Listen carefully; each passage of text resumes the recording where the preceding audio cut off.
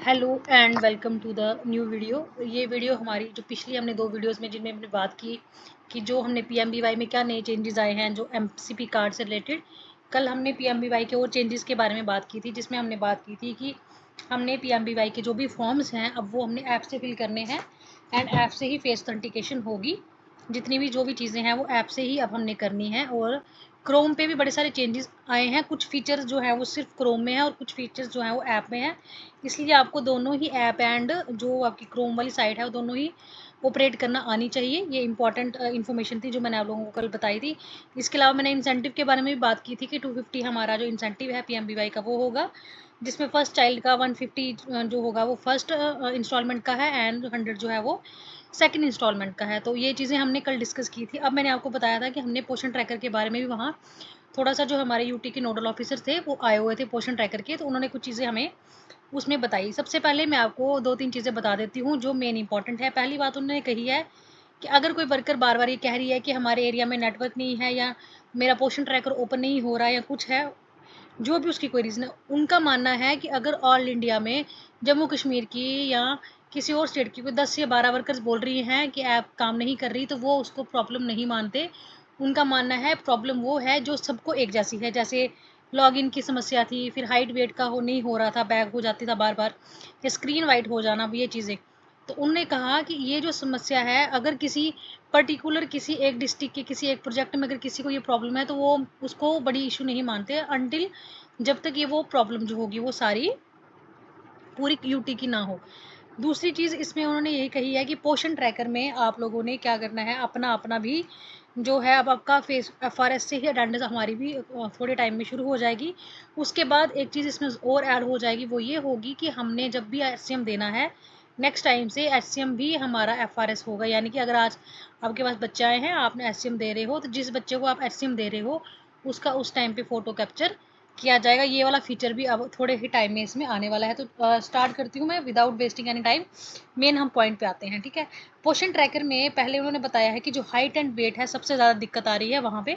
Height and wait proper जो है worker नहीं कर रही हैं और हाइट एंड वेट जो है वो प्रॉपर करना है, पहली चीज़ उन्होंने बोली है। उसके बाद उन्होंने कहा है कि जो हमारी लोकेशंस हैं, फ़ोन लोकेशन जो हैं वो किसके साथ अटैच की जाएंगी, जो हमारा नियर बाई स्कूल्स हैं 200 मीटर की रेंज में उनके साथ हमारी फ़ोन लोकेशन जो होंगी वो मैच की जाएंगी। यानी कि मान लीजिए मेरे सेंटर के 200 मीटर के करीब कोई स्कूल है एंड इन केस मेरी लोकेशन जो है वो जनरेट नहीं हो पा रही, तो उनके पास उस लोकेशन स्कूल की लोकेशन भी होगी, तो वहाँ से वो मेरी लोकेशन को भी ट्रेस कर सकते हैं विद इन सेकेंड्स। अब उसके बाद उन्होंने कहा है कि मिशन पोषण जो हमारी मिनिस्ट्री है वो ये कहती है कि आंगनवाड़ी वर्कर्स जो होती हैं वो सैम बच्चे बता देती हैं, जबकि जो आरबीएस के वाले हैं जो हेल्थ मिनिस्ट्री है उसके डाटा में वो बच्चे सैम नहीं होते। अगर बच्चे एक्चुअल में सैम है तब तो अच्छी बात है, लेकिन अगर वो कर रही हैं एचसीएम सॉरी सैम बच्चे कर रही हैं, तो फिर वो हेल्थ वालों के साथ क्यों टाई अप नहीं होता, क्योंकि जो हेल्थ की टीम है, जो आरबीएस की टीम है वो भी तो 6 महीने में हमारे सेंटर्स में विजिट करती है। तो उनका मानना है फिर सेंटरों में सैम बच्चे हैं तो आरबीएस के वाले क्यों नहीं दे रहे हैं, या तो फिर आरबीएस के वाले का डाटा गलत जा रहा है या तो फिर वर्कर डाटा गलत दे रही है। तो ये भी इस चीज़ के ऊपर भी हमें हाइट वेट पे मेन फोकस इसीलिए रहा था। उन्होंने बोला कि अब हमको पता है कि अब मिनिस्ट्री थोड़े ही दिनों में जो स्टंटिंग बच्चे हैं, जो हमारे सैम बच्चे हैं, उनका डाटा शेयर करेंगे डिस्ट्रिक्ट एंड प्रोजेक्ट वाइज, जिसमें जिसने भी सैम या मैम बच्चे किए होंगे उनका नाम वहाँ रिफ्लेक्ट होगा। फिर उनको आंसरेबल होना पड़ेगा कि क्यों वो बाकी ही बच्चे सैम थे या उन्होंने गलती से किए थे। अगर गलती से भी किए हैं तो उसको जो है वो क्यों किए गलती से, क्योंकि वर्कर को कितनी बार हमने कहा है कि पोर्शन कैलकुलेटर का यूज़ करें, एज कैलकुलेटर का यूज़ करें जब आप पीएमबीवाई का फॉर्म भर फिल करते हो। चलो वो अलग से चीज़ है, उस पर मैं बाद में आऊँगी। पर ये चीज़ है कि अब मिनिस्ट्री ये डाटा शेयर करने वाली है जिसमें जितने भी बच्चे हैं हमारे, जो भी हमने सैम या मैम किए होंगे वो उस पर शो होंगे।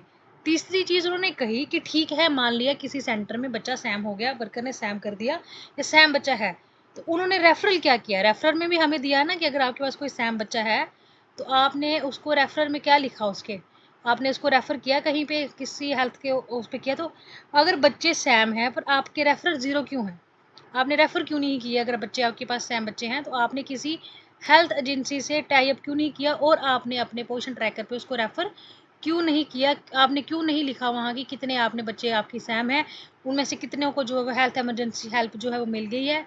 ये चीज़ें आपने अपने पोषण ट्रैकर से क्यों नहीं की अगर आपने सैम बच्चे दिए हैं।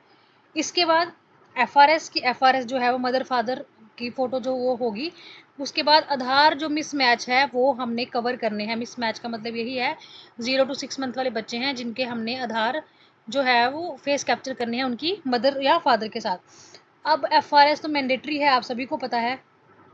एफआरएस जो है उसके बिना हमारा काम नहीं चलेगा, एंड मैंने आपको बता भी दिया कि जो एचसीएम है वो भी एफआरएस के बिना अब नहीं लगेगा। इसके अलावा एक सप्लीमेंट्री एजुकेशन प्रोग्राम चलाएगी हमारी गवर्नमेंट, जिसमें क्या होगा, जो टीचर्स होंगे नियर बाई स्कूल्स के वो हमारे सेंटरों में विजिट करेंगे, एंड जो वर्कर्स होंगी वो जो जैसे फ्राइडे एंड सैटरडे को उनका एक दूसरे के स्कूल्स में विजिट होगा, जिससे एक सप्लीमेंट्री एजुकेशन यानी कि जो टीचर्स आएंगे आंगनवाड़ी सेंटर्स में, उनकी एजुकेशन का जो टाई अप है, उनके प्रोसेस है वो कैसे चलाती हैं उनको देखने के लिए, एंड वर्कर को इंस्टिगेट किया जाएगा कि वो स्कूल्स में जाएं और स्कूल्स में किस तरीके से प्री प्राइमरी बच्चों को पढ़ाया जा रहा है, ये सारी चीज़ें वहाँ देखें। तो ये सप्लीमेंट्री एजुकेशन का प्रोग्राम भी ला रही है, जिसमें जो भी 200 मीटर की रेंज के पास आपके स्कूल्स हैं वहाँ पे आपका टाई अप किया जाएगा। अब उन्होंने बोला कि आधार में एक चीज़ आती है, जैसे कोई बेनिफिशरीज है वो लोग कहते हैं कि हमने उनका आधार जो है वो मिसमैच दिखाता है। उसका एक रीज़न ये हो सकता है, अगर किसी बेनिफिशरी ने 1 महीने के अंदर अपना आधार कार्ड चेंज करवाया है और आपके पास वो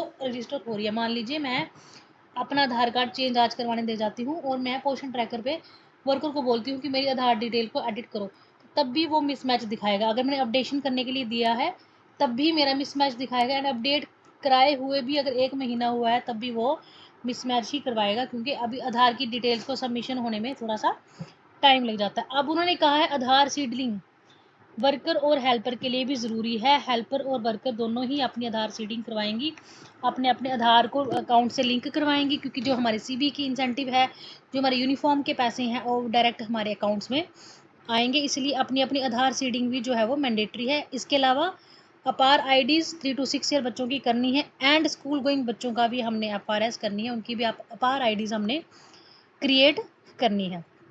अगर आपके पास कोई ऐसा है कि जो भी बेनिफिशरी है जिसका एफआरएस नहीं है 3 to 6 ईयर का, हमने वो भी करना है, स्कूल गोइंग का भी। और मैंने आपको बता दिया कि फेस अटेंडेंस जो है वो अब वर्कर के लिए भी ज़रूरी हो जाएगी। कब से होगी ये हम कह नहीं सकते, लेकिन इन्होंने बता दिया हमें कि वो वहाँ पे जो है वो स्टार्ट हो चुकी है, अब ये प्रोसेस में काम शुरू हो गया है। इसके अलावा अगर आधार प्रिंट के लिए भी उन्होंने कहा है कि लेटेस्ट आधार प्रिंट आप ले आइए और ई आधार डाउनलोड करिए बेनिफिशरी का। अगर बेनिफिशरी आपके पास आती है और कह रही है कि मैंने आधार कार्ड जो है वो अपना ठीक करवाने के लिए दिया है, वो बड़े दिन हो गए या कुछ भी है मैंने अभी तक लिया नहीं है, तो आप उसका ई आधार जो है वो डाउनलोड कर सकते हैं। आधार की साइट पे जाके वहाँ पे ई आधार से आप डाउनलोड कर सकते हो। इसके अलावा उन्होंने एक चीज़ मेंशन की है कि सैम बच्चों को 90 डेज़ लगते हैं नॉर्मल होने में। आप खुद से नॉर्मल नहीं कर सकते, ऐसा नहीं है कि आज आपने बच्चे को सैम रखा है नेक्स्ट मंथ में आपको नॉर्मल कर दोगे। WHO की क्लियर गाइडलाइंस हैं कि 90 डेज़ के अंदर एक सैम बच्चे को नॉर्मल होने में टाइम लगता है, यानी कि 3 से 3.5-4 महीने उसको लगते हैं सैम बच्चे को। वो डिपेंड करता है कि आपने उसको स्टंट में किया है, यानी कि उसकी हाइट छोटी की है, वेट में किया है, या किसी तरीके से भी किया है। 90 डेज़ के अंदर जो है वो 90 डेज़ के बाद ही बच्चा नॉर्मल में आता है, उससे पहले आप नहीं कर सकते। उसके बाद उन्होंने बोला है, जैसे हम पोषण ट्रैकर पे पहले पीछे लास्ट हमारे साथ क्या हो रहा था कि अटेंडेंस लगाते थे हम लोग, तो वहाँ आ जाता था please app is taking time, please try again. तो उस कंडीशन में उन्होंने बोला है कि वर्कर बार बार क्या करती है, उसको बैक कर देती है, जैसे ये उसके स्क्रीन पे शो होता है तो वो बैक कर देती है। उन्होंने कहा कि ये जो ऐप है ये 40 सेकंड लगाती है अपने काम को सक्सेसफुल करने के लिए, तो आपको पेशेंसली वेट करना पड़ता है। 40 सेकंड आप रुकिए, अगर किसी भी टाइम पे आपको बता रही है ऐप इज़ टेकिंग टाइम, तो 40 सेकंड यानी कि 1.5 मिनट, आधा मिनट या आधा मिनट से ज़्यादा आप लोग वेट करिए। उसके बाद ही ऐप जो है वो अपने चीज़ों को अपने अंदर सेटल करने में थोड़ा सा टाइम जो है वो लगाती है। बाकी उन्होंने कहा, जैसे मान लीजिए कोई वर्कर ये कहती है कि हम अपने सेंटर में बैठ के अटेंडेंस लगा रहे हैं लेकिन वहाँ शो हो रहा है 2 मीटर अवे या 2 किलोमीटर अवे, तो इट मीन्स कि वो 2 किलोमीटर दूर है, तभी वो ऐप शो करवा रही है। ऐप में प्रॉब्लम नहीं है, जो बता रही है कि मैं यहाँ हूँ उसकी प्रॉब्लम है। ये ऐप कोई दिक्कत नहीं है, वो एग्जैक्टली 2 किलोमीटर है तभी वो शो कर रहा है कि वो 2 ही किलोमीटर है। अब इतनी चीज़ें उनको डेलिकेट तरीके से हमने समझाई भी कि ऐसा कुछ नहीं होता, क्योंकि मैंने खुद से देखा था एक बार कि मेरे 2000 कुछ किलोमीटर बता रहा था वो मेरे घर से मेरा सेंटर, जबकि मैं सेंटर में ही खड़ी थी। उसका उन्होंने रीज़न बताया कि मान लीजिए हमारे फ़ोन पे अलग-अलग ऐप्स होती हैं, हम अलग-अलग ऐप्स पे अलग-अलग चीज़ें देखते हैं। मान लीजिए मैंने इंस्टाग्राम खोला है और इंस्टाग्राम पे मैं रील्स देख रही हूँ और वो रील्स आ रही है दिल्ली की। अब मेरे फ़ोन पे जो रीसेंट लोकेशन चल रही है, जो मेरा डाटा जा रहा है, वो जा रहा है दिल्ली लोकेशन से रिलेटेड। तो मैं उसके बाद उसको बंद नहीं करूँगी, मैं सीधा अपने सेंटर पहुँच जाऊँगी। तो कभी-कभार वो जो लोकेशन होती है, उसको जो है वो कैप्चर कर लेता है हमारा फ़ोन। पर ये हर किसी के लिए मैंडेटरी नहीं है, उनका यही बोलना है कि वर्कर जो है वो एक्चुअल में स्टेशन पे नहीं होती, इसीलिए जो है वो ये प्रॉब्लम्स जो है वो देखने को मिल रही हैं। इसके अलावा उन्होंने हमसे गूगल शीट पे नाम लिए हैं उन इन एरियाज़ के, जिन एरियाज़ में नेटवर्क की प्रॉब्लम है, जेन्युइन है। पूरे ऑल इंडिया से उन्होंने गूगल शीट पे जिन-जिन स्टेट्स में, जिन-जिन डिस्ट्रिक्ट में प्रॉब्लम है नेटवर्क की, यहाँ नेटवर्क नहीं आ रहा, उनकी भी उन्होंने एक जो है वो हमारे से शीट लेके कर दी है। थोड़े टाइम में वो भी फिक्स प्रॉब्लम हो जाएगी, तो कोई फिर ये नहीं कह सकता कि हमारे एरिया में नेटवर्क की प्रॉब्लम है या नेटवर्क जो है वो नहीं आ रहा, तो हम जो है वो अपना काम अच्छे तरीके से नहीं कर पा रहे। ये पोर्शन ट्रैकर के बारे में थोड़ा-सा जो हमने उन्होंने हमें बताया था, मैंने आपको बता दिया। अब आप लोगों ने क्या करना है, अगर आपकी कोई क्वेरीज़ हैं तो प्लीज़ इस वीडियो के नीचे ही मुझे लिख के बता दीजिएगा, क्योंकि मेरे को अलग-अलग वीडियोज़ के नीचे होते हैं, तो मैं नोट करने में मेरे को थोड़ा टाइम लग जाता है। अगर आप इसी वीडियो के नीचे मुझे बता देंगे कि किस और टॉपिक पे हम बात करनी चाहिए, तो मैं उसको एक कहीं नोट करके फिर कोशिश करूँगी कि टाइमली आप लोगों को मैं बताती जाऊँगी अब आगे-आगे और क्या-क्या चीज़ें होनी है। और जनरल जो हमारी डिस्कशंस हैं वो तो चलती ही रहेंगी। हम लोग जो भी मेरे को इन्फॉर्मेशन आएगी मैं आपसे टाइमली जो है उसको शेयर करूँगी। ये इम्पोर्टेंट इन्फॉर्मेशन थी। तो आप लोग मैंने अपने तरीके से तो सोचा है, एक आपको पोर्शन कैलकुलेटर कैसे यूज़ करना है एंड एज कैलकुलेटर कैसे यूज़ करना है, वो उसके बारे में बताना है, क्योंकि बड़ी सारी वर्कर्स गलत फॉर्म भर रही हैं पीएमबीवाई पे। इसके अलावा बाकी जिन-जिन आपको टॉपिक्स पे वीडियो लगती है कि चाहिए आप लोगों को, तो आप मुझे ना इस वीडियो के नीचे मैसेज में बता दीजिएगा। बाकी पीएमबीवाई की ऐप और उसमें क्या फ़र्क है वो भी मैं आप लोगों को बता दूँगी।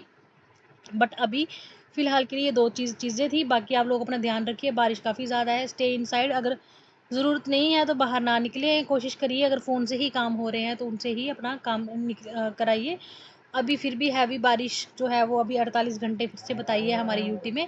सो टेक केयर, सब लोग अपना ध्यान रखिए और वीडियोज़ को ज़्यादा से ज़्यादा शेयर करें कि हमारे जो भी वर्कर है, जिसको भी कोई प्रॉब्लम है, उसको हम जो है वो अपने साथ लेके उसकी प्रॉब्लम्स को सॉल्व करें। So take care, thank you and stay safe.